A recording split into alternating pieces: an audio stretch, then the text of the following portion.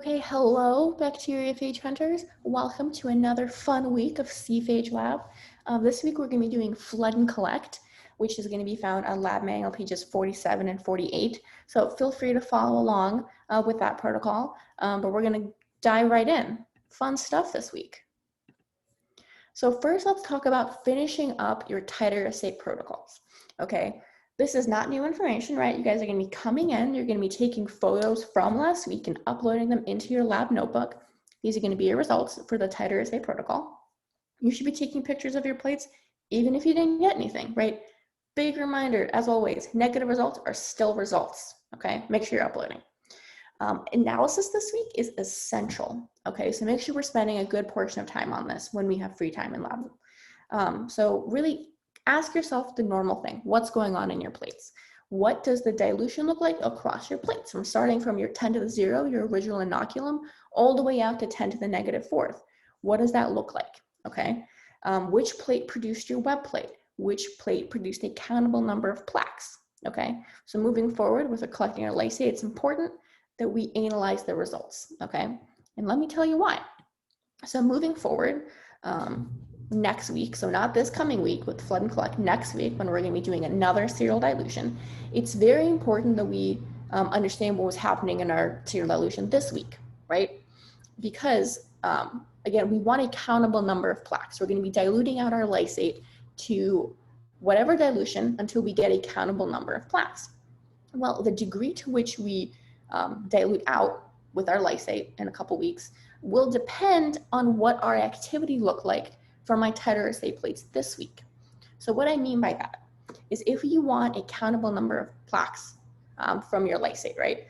You want to see how active your phage was. So if you're 10 to the -4th plate this week, which is your farthest dilution out that you did last week, it has 1/10,000th of your original inoculum, not a lot of phage, ideally, is going to be in that plate. If that plate is completely lysed or it is your webbed plate, that's telling you that you have a very active phage, right? Such that a tiny amount was able to completely lyse or produce a lot of phages, right? So if that is the case, then you know in 2 weeks out, okay, since I want a countable number of plaques, I'm going to dilute out farther to get that number, okay? I'm going to decrease the concentration of phage such that I get a countable number of plaques. I get less plaques so I can count them, okay? So this will maybe make a little bit more sense in a few weeks, but what you have to do this week to kind of prepare for that is make sure you're taking photos of your plaques from this week, your titer plates. Make sure that you're taking notes, which one is your web plate, which one had the most countable number of plaques. What did the plaques look like in all the other plates? Were they small, really big? What was going on? Really important to take notes this week, okay? So let's dive back into the whole purpose of what we're doing long term. So like I mentioned last week in the video, the end goal for this whole semester is we want to isolate one novel bacteriophage and we want to characterize it. We characterize it by assessing its activity or a quasi-activity measurement. So we do something called a PFU calculation or a titer calculation. It's basically a functional measure, again, of how many phages in your sample are capable of infecting and lysing bacteria. So again, this is not a measure of every single phage in your sample, but just generally those that are able to successfully infect bacteria and lyse them, okay? So again, to get that calculation, to get that titer calculation, we need a countable number of plaques, right? So like this 10 to the -5th plate, that's kind of what we're after here. And to do that, we serially dilute our lysate. And to get our lysate, we need our webbed plates, which is bringing us to this week.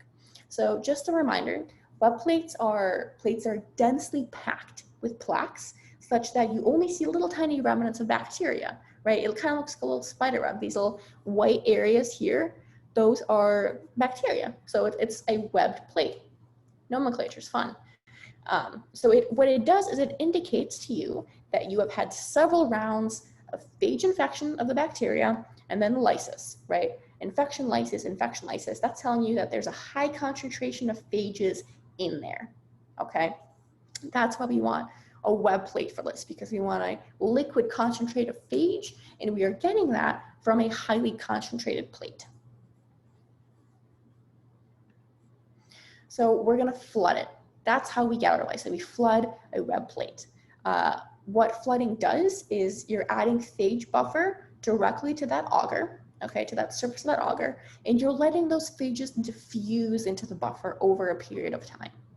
When we harvest that buffer, we're going to be filtering such that we are removing any agar particles, right? Any full bacteria, any chunks of any lysed bacteria, we're removing all of that, ideally. You might still see some chunks of bacteria because they're a little bit smaller, but we'll work through eliminating those things in later protocols. But the major thing is that we are filtering out any bacteria and any agar particles, okay? Phages are actually going to be, they're going to remain viable in that lysate solution because there are compounds from the phage buffer that when they diffuse into it, they stabilize proteins, right? And what are bacteriophages? They're almost entirely proteins, with the exception of the genome that's within that capsid head. But the capsid head is protein, the tail fibers, the body, everything is protein. So having something in that buffer that stabilizes it is how we make sure that we're not just killing all of our bacteriophages that are in our lysate. So very important, okay? Starting this week, you will be working with your assigned partner, right? This should not be new information. Your TA should have told you who your partners were at some point last week, ideally. So make sure you're both coming into Open Lab this week, okay? Both of you have to be there for the protocols as we're moving forward, okay? This week, you guys are going to be selecting between yourselves to work with one sample moving forward for the remainder of the semester, right? So you both have been isolating, streaking, and then now amplifying a phage. You are going to assess your results, and between the two of you, or between the three of you, depending how big your group is, you're going to pick a single sample to work with, okay? So how do we pick which sample to work with? You're gonna, there's some criteria that you can follow to assess which sample between the two you use to pick, right? So a main thing you should consider is the uniqueness of your sample. Our project this whole semester is to isolate a novel bacteriophage and then ideally enter it into a database for phages. We don't want to be able, we don't want to work with a sample that we might have already entered into the database, one that we've done before in previous semesters. Since a number of you are working with backup samples, if your partner happens to have a unique sample, so that is one that they themselves collect the soil for, directly isolated, streaked all the way out, that's their sample, they have never had to take a backup, you should pick their sample to work with because it's more unique. You increase the chance of your phage being entered into the phage database when we work through all of this. Also very important to consider are your titer assay results, right? So if we want a web plate, obviously the partner who achieved a web plate might be the obvious choice to pick for this. So look at your guys' results. If one of you has a very unique sample, but you did not get anything on your plates, then you might have to just work with the person who had a backup sample just because they got a web plate, right? These are things to consider. If both of you did not achieve a perfect web plate, right, you don't see that a lot of plaques overlaying with one another and you don't see those remnants of bacteria, go with the sample that just had the highest number of phage, right? That's okay to do in that case. But again, feel free to ask the TA in Open Lab or the TA helper if you're stuck between two choices after analyzing all of these things, but really talk amongst yourselves, consider these before you ask us, right? Get that critical thinking going. Again, we're only going to be flooding one plate this week. This is going to be the one that you pick between the two of you.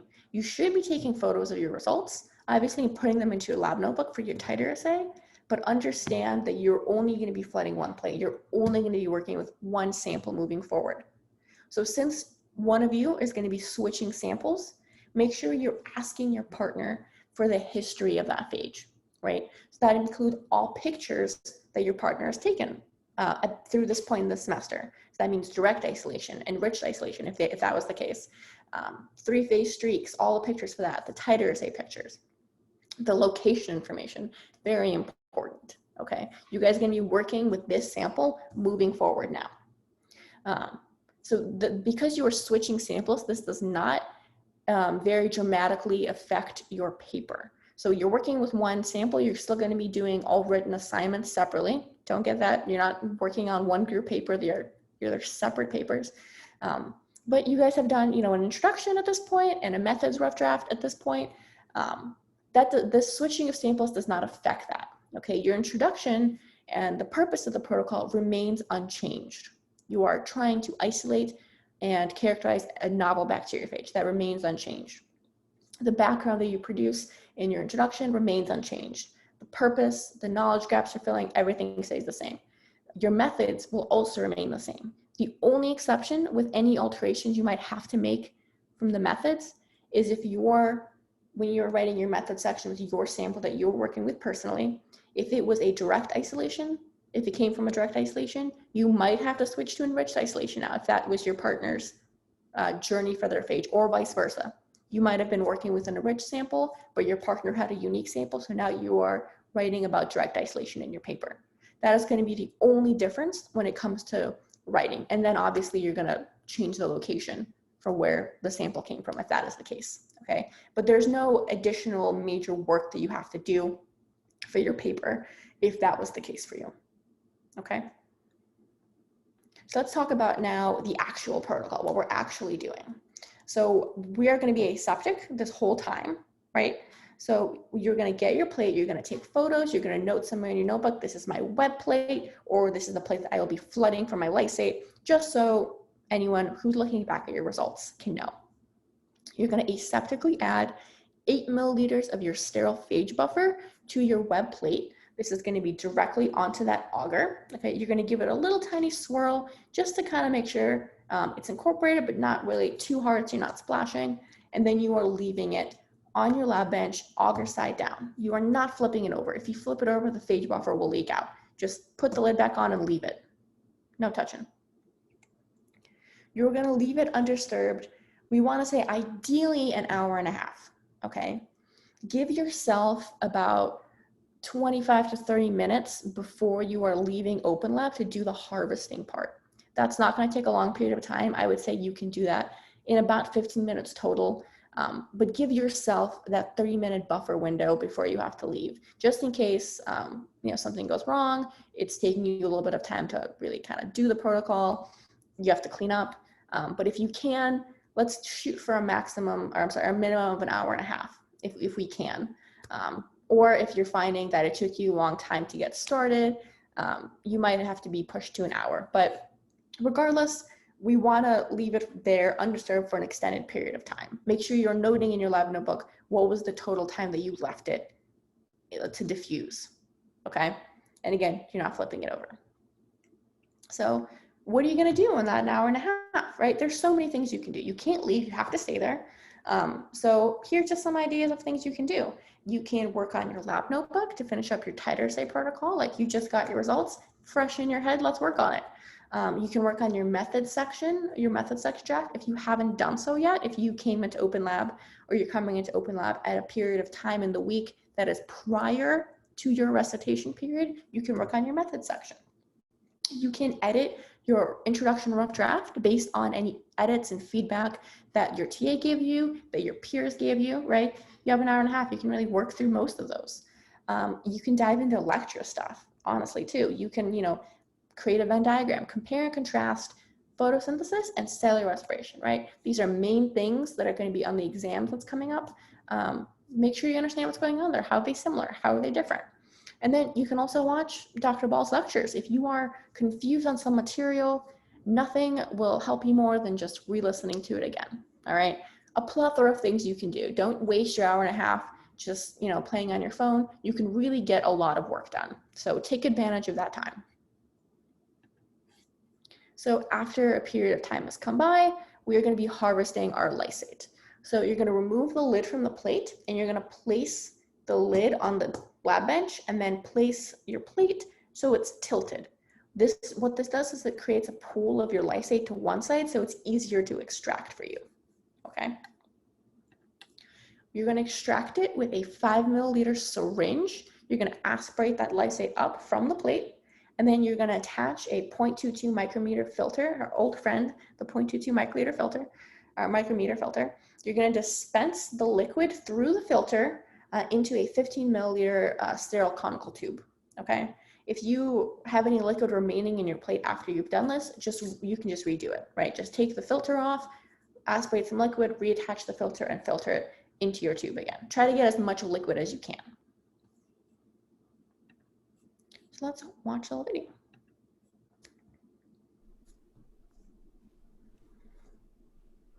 Collecting plate lysates. Use aseptic technique and work close to a flame while performing this protocol.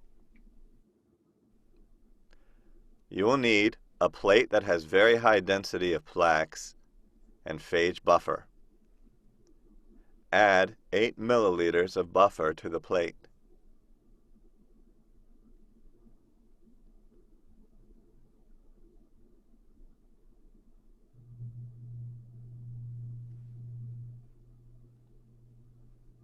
Allow the plate to sit at room temperature for 2 to 4 hours or overnight at 4 degrees Celsius.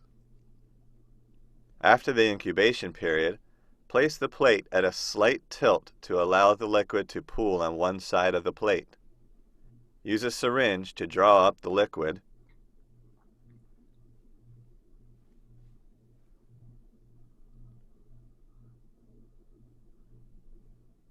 Attach the syringe to a clean filter.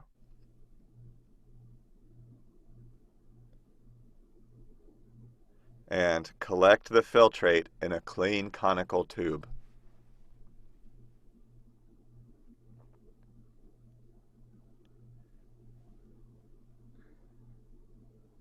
Repeat the process until you have filtered all the liquid. So very simple, right? Harvesting the lysate with the syringe and the filter does not take a very long amount of time. So the longer you can allow your phage buffer to sit in your plate to diffuse, the better, okay? So adjust that incubation time for your own skills in the lab. If you know you're gonna take a little bit longer harvesting it, maybe be a little bit shorter on how much you are letting that incubate, but don't skirt through this just so you can leave open lab, right? It's very important that you do this, take this very seriously, that you let your phage buffer sit as long as you are able to, but take into consideration any time constraints with, when you started and when you have to leave. With your lysate, with your tube, make sure you're labeling your tube, very important, because you're going to be working through it for the rest of the semester. We don't want it to get lost because you didn't label it correctly. Okay, so make sure you put both of your names, or again, if you're working with a group of 3, everyone's names on it. The content, so that's just going to be your lysate, and then the date, so the date that you extracted that. It's going to be stored at 4 degrees Celsius in a fridge throughout the rest of the semester in this cooler, so make sure you're noting that in your lab manual. It's important that you note any temperatures things are stored at, okay? So key elements for this week to remember. Be aseptic. We have seen some not so aseptic technique throughout these last couple of weeks, and while some of you are really getting better at aseptic technique, we're still seeing some people kind of skirting through that aseptic technique, right? You're not doing exactly what you should be doing. You're not working really near your flame. You're putting things on your lab bench that should not be put on your lab bench, right? You're holding all your lids, right? You are not putting them on your lab bench. Maintain that. Make sure you're sanitizing your work area before and after. Keep going with aseptic technique. It's very important, especially moving forward. We don't really have time we can afford to massive contamination mistakes. Make sure you're collecting any location information from your partner if you're switching, any past result information from your partner if you're switching. You need all of that.